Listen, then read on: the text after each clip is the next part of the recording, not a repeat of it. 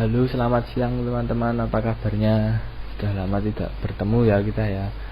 Nah, tetapi pada kesempatan yang sangat indah kali ini, saya dan kelompok saya yang beranggotakan saya sendiri, Felix Aditya, Candika Putri, Benediktus Adi, dan Noventiaga Sekar akan mempresentasikan hasil kerjaan kami, yaitu cultivation theory. Monggo disimak. Kita masuk pada pengertian cultivation theory atau teori kultivasi. Teori ini dikembangkan oleh George Gardner dan rekan-rekannya sejak tahun 1960. Nah, teori ini menitik beratkan pada efek televisi dan media. Jadi dalam teori ini televisi dianggap memiliki peran yang sangat besar terhadap kehidupan sosial yang ada di masyarakat tersendiri. Karena televisi di Indonesia atau di dunia secara general itu dia yang mensuplai informasi-informasi secara utama. Jadi televisi adalah penyebar informasi secara utama yang paling sering digunakan atau ditonton atau didengarkan oleh masyarakatnya, sehingga nanti masyarakat yang mendengarkan informasi dari media televisi tersebut tentu saja terpengaruh dari berita-berita yang disampaikan oleh televisi sendiri. Bahkan menurut teori ini, masyarakat saat ini lebih banyak memperoleh informasi melalui media daripada melalui pengalaman pribadinya. Hal ini tentu saja dapat dilogika ya. Media televisi secara terus-menerus menyampaikan informasi-informasi yang tentu saja kita belum mengetahuinya sebelumnya karena keterbatasan tempat, waktu, dan sebagainya. Hal menarik lainnya adalah menurut teori ini, sebagian orang yang menghabiskan waktunya untuk menonton televisi lebih banyak akan lebih menganggap dunia ini sebagai hal yang menyeramkan, atau dunia ini adalah banyak peristiwa-peristiwa yang menyeramkan yang terjadi di sekitarnya. Jadi ini lebih menyerang ke psikologi ya. Jadi manusia yang mengkonsumsi televisi lebih banyak itu nanti lebih ketakutan terhadap dunia ini. Jadi merubah pola pikir tentang dunia ini. Menurut penjelasan tadi dapat dilihat ya, televisi berdampak sangat besar, terutama psikologi penggunanya. Selanjutnya masuk pada pengembangan cultivation theory. Pengembangan ini dilakukan oleh Gardner ya, dan timnya menggunakan metode cultivation analysis. Cultivation analysis ini secara singkatnya dan mudahnya untuk dipahami itu jadi membandingkan atau menyamakan realitas di televisi dengan realitas sosial, lalu nanti ketemu indeksnya itu berapa, seperti itu. Lalu pada saat itu Presiden Lyndon Johnson memerintahkan membentuk National Commission on the Cause and Prevention of Violence and Scientific Advisory Committee on Television and Social Behavior yang dibentuk pada tahun 1972. Fokus utama dari pembentukan ini adalah mengetahui indeks kekerasan, karena pada televisi pada waktu itu banyak sekali kekerasan yang ditampilkan. Lalu Gardner dan timnya akan meneliti perbandingan antara kekerasan yang ada di televisi dan yang ada di sosial sendiri. Jadi efeknya dan perbandingannya, lalu nanti muncullah indeksnya, seperti itu. Tetapi saat melakukan penelitian yang sedang berlangsung ini, Gardner mendapat banyak sekali kritikan karena konten kekerasan di sini tuh masih rancu ya. Definisinya itu kekerasan yang seperti apa gitu yang mau diteliti. Jadi banyak muncul kritikan-kritikan terhadap Gardner dan timnya sendiri. Lalu setelah Gardner terus memperbaiki indeksnya untuk melakukan penelitian ini, diperbaiki sehingga pada akhirnya Gardner memiliki kesimpulan bahwa kekerasan yang muncul dalam tayangan televisi ada pada level yang tidak cocok dengan kekerasan yang terjadi di dunia nyata. Jadi tidak seimbang, seperti itu. Oke teman-teman, selanjutnya saya akan menjelaskan tentang asumsi cultivation theory. Dalam memajukan posisi bahwa semakin banyak waktu yang dihabiskan orang yang hidup di dalam dunia televisi, maka semakin besar kemungkinan mereka untuk percaya bahwa realitas sosial itu sama dengan realitas yang ada di televisi. teori kultivasi ini membuat sejumlah asumsi seperti berikut. Yang pertama ada television is essentiality and fundamentality different from others form of mass media. Hal ini ditandai dengan beberapa keunggulan televisi, di mana untuk mengonsumsi pesan dari televisi tidak membutuhkan ritelasi seperti media cetak, tidak juga seperti radio, namun televisi itu menggabungkan fasilitas audio dan visual. Yang kedua, selain pemasangan televisi, antena dan sebagainya, televisi itu bebas biaya. Tidak seperti bioskop yang memerlukan tiket untuk masuk dan mobilitas. Televisi ini juga tersedia untuk semua kalangan masyarakat dan beberapa keuntungan lain dari televisi. Nah, maka dari itu masing-masing rumah tangga kan pasti memiliki setidaknya satu televisi kan. Kenapa sih lebih suka memilih televisi dibandingkan memasang internet ataupun berkunjung ke bioskop untuk menonton film? Ya karena televisi itu jadwal acaranya sudah tertata dengan rapi. Jadi masing-masing orang itu bisa menonton kapan sih saya mau nonton televisi gitu. Kan sudah ada jadwalnya, jadi kita bisa menyesuaikan juga. Yang kedua itu ada television shapes our society, way of thinking and realizing. Menurut Gepner dan timnya, televisi itu menyampaikan pola berulang, pesan, dan gambar. Kita hidup berdasarkan apa yang kita ceritakan. Cerita mengenai apa yang ada, bagaimana hal tersebut bekerja, dan apa yang harus kita lakukan. Dan televisi akan menyampaikan semuanya itu dalam bentuk berita, drama, iklan, dan lain sebagainya. Teori ini tidak berbicara mengenai apa yang akan kita lakukan setelah mengonsumsi beberapa media. Namun, teori ini itu menegaskan apa yang kita rasakan setelah mengonsumsi beberapa pesan dari media, khususnya televisi. Nah, jadi pada dasarnya tidak akan mempengaruhi kita secara langsung dengan tindakan yang kita lakukan, namun apa yang kita rasakan setelah menonton televisi. Seperti itu. Lanjut yang ketiga ada the influence of television is limited. Dampak dari televisi dapat diamati, diukur, dan independen terhadap budaya yang relatif kecil. Tetapi dampaknya ada yang signifikan. Gepner dan temannya menganalogikan dengan zaman es, di mana perubahan rata-rata beberapa derajat yang secara bertahap bisa menyebabkan lapisan es itu menutupi bumi. Maka dalam analogi tersebut menghubungkan teori ini bahwa televisi itu tidak memberikan dampak tunggal yang besar, akan tetapi mempengaruhi audiensnya dengan dampak terbatas dan stabil, atau bisa dibilang itu bertahap.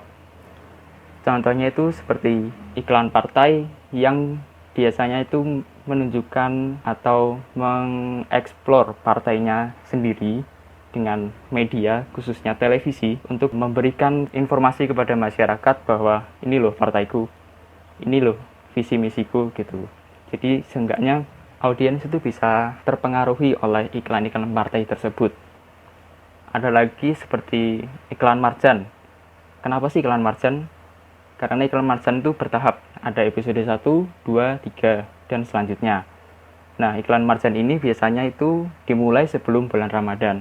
Maka saat bulan Ramadan tiba, iklan marjan ini sudah mencapai misalkan di episode ketiga. Maka dari itu biasanya orang-orang atau masyarakat umum yang beragama mayoritas ini biasanya akan membeli sirup marjan ini untuk kebutuhan berbuka puasa seperti itu. Oke, yang selanjutnya ada proses pembuktian cultivation theory secara empiris. Untuk memajukan keyakinan mereka secara empiris bahwa televisi memiliki sebab akibat yang penting bagi budaya. Para peneliti teori ini mengembangkan 4 langkah proses, yaitu yang pertama ada analisis sistem pesan. Langkah ini terdiri dari analisis konten dari program televisi untuk memajukan presentasi dari gambar, nilai, tema, dan penggambaran yang berulang dan konsisten. Misalnya menganalisis sistem pesan dari jumlah episode kerusakan tubuh dalam acara-acara seperti Criminal Minds. Apa sih itu Criminal Minds? Criminal Minds adalah serial televisi yang ditayangkan oleh CBS. CBS itu stasiun televisi yang ada di Amerika. Nah, acara Criminal Minds ini itu menceritakan tentang kisah kriminal. Lanjut yang kedua ada perumusan pernyataan tentang realitas sosial audiens. Nah, langkah ini melibatkan pengembangan pernyataan mengenai bagaimana seseorang bisa memahami kehidupan sehari-hari mereka. Salah satu contoh dari pernyataan tersebut adalah, dalam minggu-minggu ini, apa sih peluang Anda untuk terlibat dalam beberapa jenis kekerasan? Sekitar 1 dalam 10 atau sekitar 1 dalam 100? Maksudnya di sini adalah berapa besar peluang yang kita temui atau yang kita lihat pada realitas sosial kita. Berapa banyak kasus kekerasan yang kita ketahui atau kita lihat dalam seminggu. Kalau di Indonesia sendiri, memang tidak begitu banyak atau jarang ditemui kasus kriminal juga. Biasanya yang paling sering kita lihat itu di Amerika, karena mereka biasanya secara terang-terangan untuk melakukan tindak kriminal. Yang ketiga itu ada melakukan survei terhadap audiens. Pernyataan yang dikembangkan pada langkah kedua digunakan untuk survei audiens. Pernyataan tambahan dalam langkah ini adalah mengenai tingkat konsumsi televisi mereka. Melalui langkah ini, para peneliti membedakan penonton televisi ringan dan penonton televisi berat, di mana penonton televisi berat adalah penonton yang paling banyak menonton televisi dengan sampel orang yang diukur, sedangkan penonton televisi ringan adalah penonton paling sedikit menonton televisi dalam sampel yang diukur. Biasanya itu kalau penonton televisi berat, contohnya itu seperti orang-orang yang sudah tua atau orang-orang yang sudah pensiun. Biasanya mereka akan menghabiskan waktu mereka dengan menonton televisi, menonton berita di televisi, ataupun menonton film di televisi. Nah, penonton ringan ini biasanya orang-orang yang sibuk bekerja atau kita sebagai mahasiswa, karena pada dasarnya kita jarang sekali menonton televisi, maka kita bisa dianggap sebagai penonton televisi ringan. Nah, yang selanjutnya atau yang terakhir ini ada membandingkan realitas sosial penonton berat dan penonton ringan. Kan sudah dijelaskan tadi bahwa penonton berat itu merupakan sampel orang yang diukur dan paling banyak menonton televisi, sedangkan penonton ringan adalah penonton yang paling sedikit menonton televisi dalam sampel yang diukur. Menurut Gepner sendiri, ada diferensial kultivasi, di mana terdapat perbedaan persentase dalam perbandingan tanggapan penonton ringan dan berat. Nah, persepsi kekerasan itu bisa ditandai dari pemirsa berat atau pemirsa ringan. Karena biasanya yang pemirsa berat itu akan lebih banyak menonton televisi, sehingga mereka pasti memiliki persepsi yang berbeda dari penonton ringan, dari persepsi kekerasan itu sendiri. Misalkan seperti tadi menonton Criminal Minds, atau menonton tindak kasus kriminal yang ada di berita. Jadi mereka memiliki persepsi yang berbeda dengan penonton televisi ringan, seperti itu. Selanjutnya ada terjadinya proses kultivasi akan dilanjutkan oleh teman saya. Oke, yang selanjutnya adalah proses terjadinya kultivasi. Prosesnya itu ada dua, yaitu mainstreaming dan resonance. Mainstreaming merupakan kecenderungan bagi penonton berat untuk merasakan realitas budaya dominan yang serupa dengan yang digambarkan di media, meskipun ini berbeda dari realitas aktualnya. Mainstreaming ini terjadi ketika simbol di televisi mendominasi sumber informasi dan gagasan lain tentang dunia. Contohnya itu, pada saat awal COVID-19. Awalnya itu kan ada di Wuhan kan, terus berita-berita di TV itu menggambarkan gimana kehidupan masyarakat Wuhan setelah adanya virus baru ini. Selanjutnya, begitu masuk di Indonesia virus ini, terus berita diberitakan adanya masyarakat Indonesia atau salah satu masyarakat dari Indonesia itu menderita COVID-19. Kemudian gak lama dari itu masker, peralatan-peralatan yang merupakan alat perlindungan diri itu mulai jarang ditemukan dan mulai adanya panic buying, di mana orang itu nimbun barang-barang kayak sembako, terus alat kebersihan dan sebagainya untuk di rumahnya, berjaga-jaga kalau situasinya itu seperti di Wuhan. Proses yang kedua adalah resonance. Proses ini merupakan suatu perilaku yang terjadi ketika realitas hidup audiens senada atau bertepatan dengan realitas yang digambarkan oleh media. Nah, setelah adanya panic buying kayak gitu, sekarang kan Indonesia mulai melakukan PSBB atau pembatasan sosial berskala besar. Nah, itu tuh terlihat sama seperti yang digambarkan oleh media pada saat memberitakan bagaimana keadaan Wuhan pada saat itu. Walaupun tidak separah itu, cuma beritanya itu senada. Dan yang kita jalanin ini sekarang itu senada dengan apa yang diberitakan oleh media pada awalnya COVID-19 ini. Seperti jalanan mulai kosong, terus orang-orang mulai di rumah saja, kuliah, sekolah, kerja dilakukan secara online. Nah, itu sama seperti negara-negara lainnya yang diberitakan di TV sudah melakukan hal ini lebih dulu daripada Indonesia. Begitu. Selanjutnya adalah efek kultivasi. Efek kultivasi ini terdiri dari 2 tingkat. Yang pertama, pembelajaran fakta dari media. Yang kedua, mengacu pada nilai-nilai dan asumsi pembelajaran dari media. Contohnya, pada saat media atau televisi menyiarkan apa itu COVID-19, terus bagaimana cara penularannya, virus ini sudah sampai di mana saja sampai akhirnya masuk ke Indonesia, lalu apa yang harus kita lakukan agar terhindar dari virus ini dan sebagainya. Kemudian pada tingkat pertama kita akan belajar fakta-faktanya bahwa virus ini merupakan virus yang baru, virus ini adalah virus yang droplet sehingga kita tidak bisa menyentuh asal barang dan kita harus sering-sering mencuci tangan. Kemudian sudah ada salah satu masyarakat Indonesia yang tertular dan hingga akhirnya sekarang sudah banyak masyarakat Indonesia yang tertular dan daerahnya di mana saja. Pada tingkat kedua kita akan menyadari atau belajar bahwa kita tidak bisa menyentuh sembarang barang. Kita harus menerapkan kebersihan, pola hidup bersih dan sehat. Selanjutnya kita harus mengkarantina mandiri atau berdiam diri di rumah. Terus hal ini didiskusikan dan diterapkan oleh beberapa perusahaan, instansi pendidikan dan sebagainya untuk melaksanakan kegiatan-kegiatan yang biasanya dilakukan dengan cara tatap muka, kemudian dengan cara daring. Kemudian pemerintah yang menyadari hal ini juga melakukan PSBB seperti itu. Jadi sebenarnya 2 tingkat ini nih rada mirip, cuma bedanya awalnya kita mempelajari fakta, yang kedua kita ngambil nilai-nilainya dari fakta yang ada gitu. Oke, selanjutnya produk dari cultivation theory. Nama produknya ini Mean World Index. Ini terdiri dari 3 pernyataan.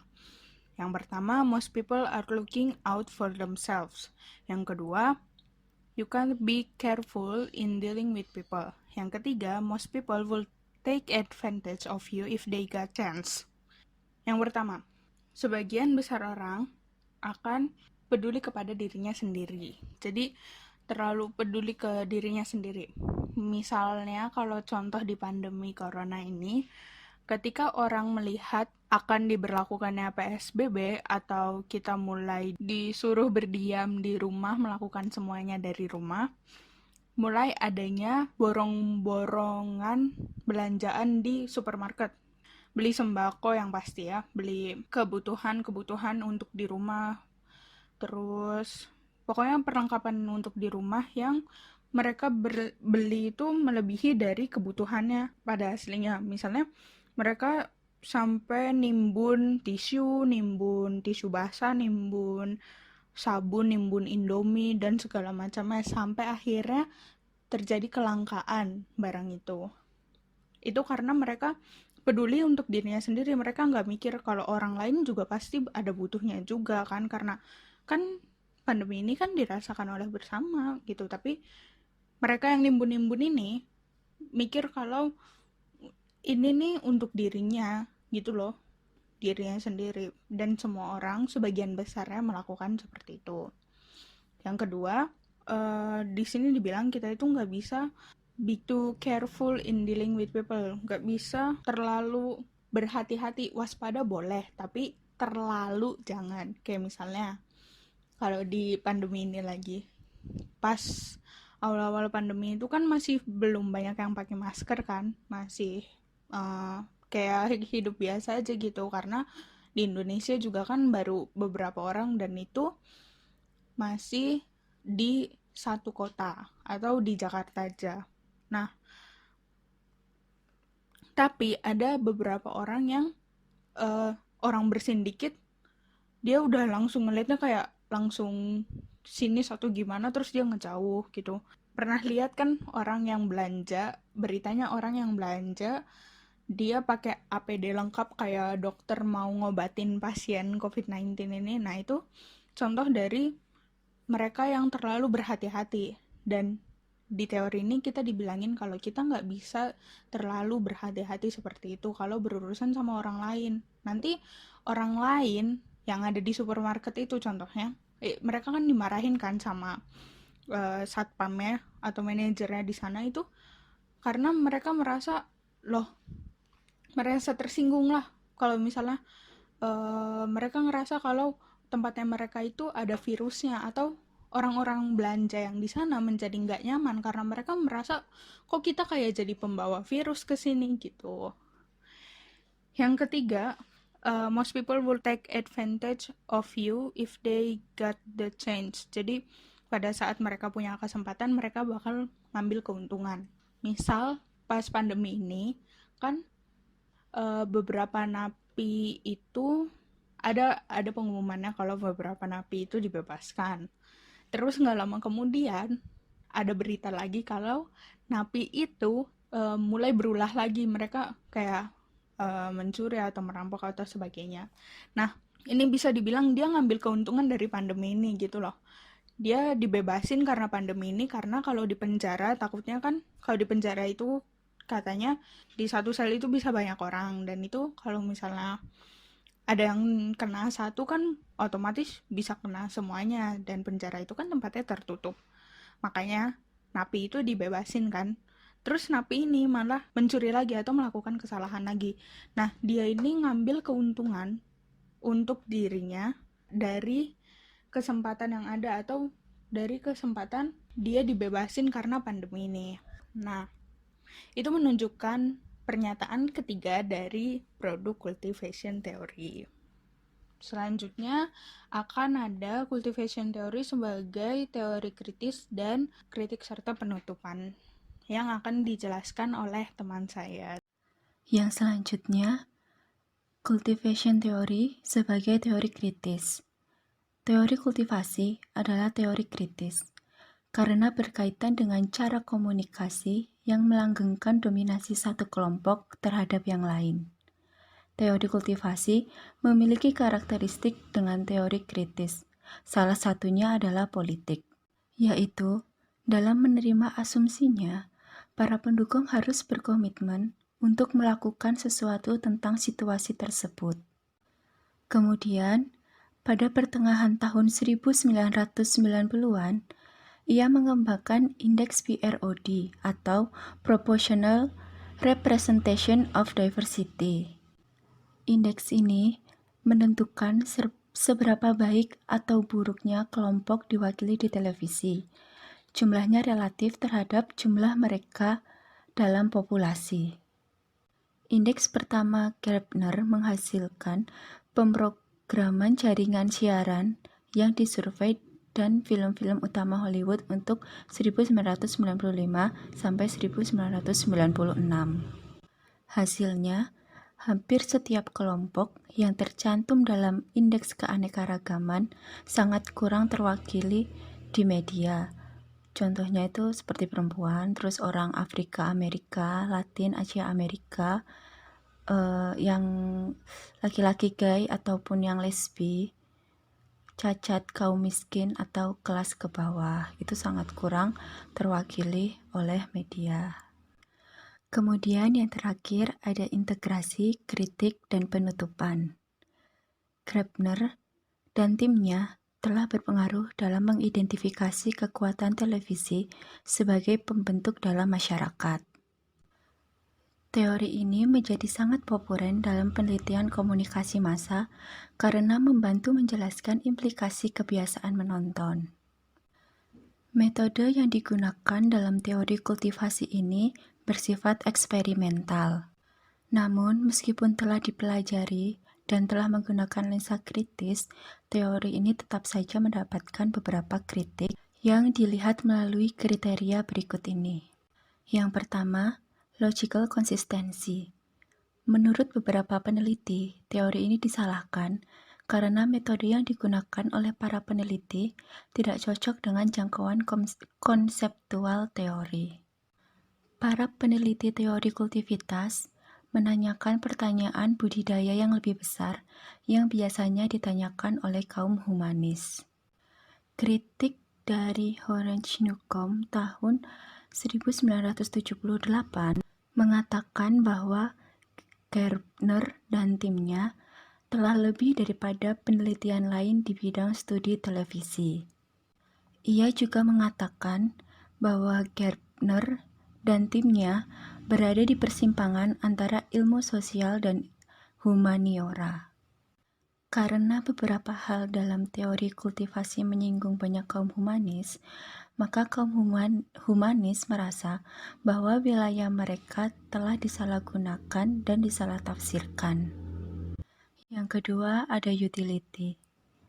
Teori ini dianggap kurang berguna karena dianggap mengabaikan proses kognitif atau perhatian dan gaya berpikir rasional audiens. Peneliti lain pada saat itu menemukan bahwa perhatian pada televisi lebih penting hanya sekedar jumlah waktu menonton televisi saja. Peneliti lain pada saat itu juga menganggap bahwa teori ini telah mengabaikan realisme dari konten televisi. Jadi dapat dikatakan bahwa peneliti lain menganggap bahwa perhatian atau daya tarik televisi dan juga konten dari televisi lebih penting daripada jumlah waktu menonton televisi. Selain itu, teori ini juga mendapat kritik karena tidak bisa menjelaskan definisi kekerasan yang menjadi pondasi dasar teori pada saat itu. Yang ketiga ada heurisme. Teori kultivasi cukup baik dalam hal heurisme, yang artinya berhubungan dengan suatu penemuan. Misalnya, teori kultivasi telah diterapkan pada drama prime time, hubungan budaya di Amerika Serikat, dan persepsi imigran. Karena keanekaragaman topik tersebut, akhirnya teori ini berlanjut menarik para sarjana. Yang keempat, ada test of time.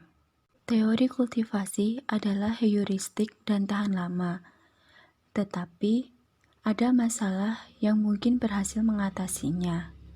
Contohnya seperti beberapa studi berdasarkan prinsipnya gagal menemukan hasil yang konsisten dengan prediksi teori. Misalnya, menemukan bahwa menonton televisi yang berat tampaknya menumbuhkan lebih banyak perbedaan pendapat tentang isu-isu publik daripada proses pembentukan ide, gagasan, dan persepsi masyarakat, seperti yang diprediksi oleh teori kultivasi. Teori kultivasi memberikan tanggapan terhadap kritik-kritik tersebut. Salah satunya, ada lebih banyak saluran dan orang-orang yang mungkin memiliki kontrol lebih besar atas seleksivitas daripada sebelumnya.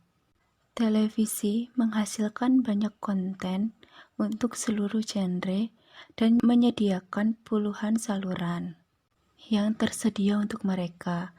Namun mereka hanya memilih 5 atau 6 saluran yang membuktikan adanya rentan seleksi.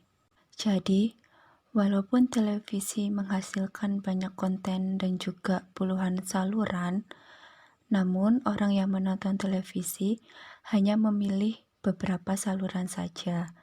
Itu membuktikan bahwa adanya seleksi. Namun, pada akhirnya, teori kultivasi tetap menjadi salah satu teori komunikasi massa yang paling berpengaruh selama beberapa dekade terakhir. Ini adalah dasar dari banyak penelitian kontemporer dan bahkan telah menjadi gerakan sosial internasional.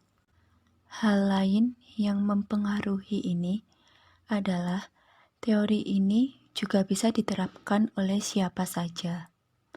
Teori ini meminta atau mengajak orang untuk menilai penggunaan media mereka di samping realitas sosial yang dibangun. Sekian presentasi dari kelompok kami, semoga bermanfaat. Terima kasih.